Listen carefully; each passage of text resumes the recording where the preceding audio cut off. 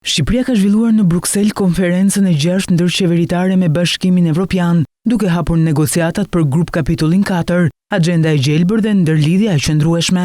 Ky grup kapitull përfshin fusha kyçe si tranzicioni i gjelbër, mbrojtja e mjedisit, energjia e pastër dhe ndërlidhja e qëndrueshme e transportit, të cilat janë në qendër të marrëveshjes së gjelbër europiane dhe prioriteteve strategjike të Bashkimit Evropian. Në konferencën e përbashkët të kryeministrit Edi Rama me Marta Kos, komisionere europiane për zgjerimin, dhe Mari Bjer, ministre e çështjeve europiane, u vë theksi te përparimi i bërë deri më tani me hapjen e grup kapitujve, ndonse reformat që do duhet të ndërmeren nuk janë të lehta. Ne dim që reformat që ju kërkojmë kandidatët tanë ndonjëherë nuk janë të lehta, kërkojnë ndryshime themelore. Shqipëria po tregon që ndryshimi pozitiv është i mundur.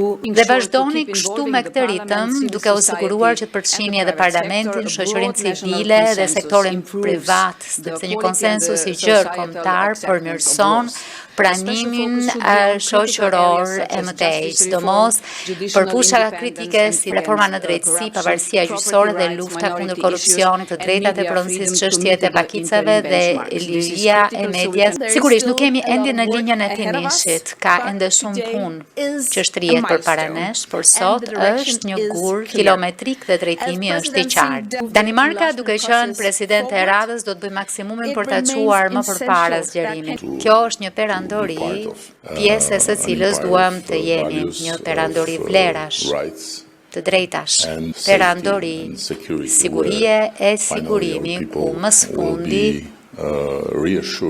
qytetarët tanë do të sigurohen që të drejtat e liritë e tyre nuk do të merren nga askush që vjen më pas.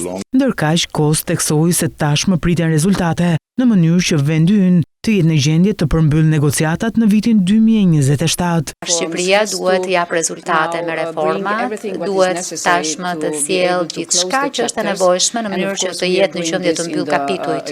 Dhe sigurisht këtë po e bëjmë në ekip. Vizioni i kryeministrit tuaj dhe i gjithë ekipit këtu është i përmbyllim negociatat në fund të 2027-s. E mbështesim këtë vizion.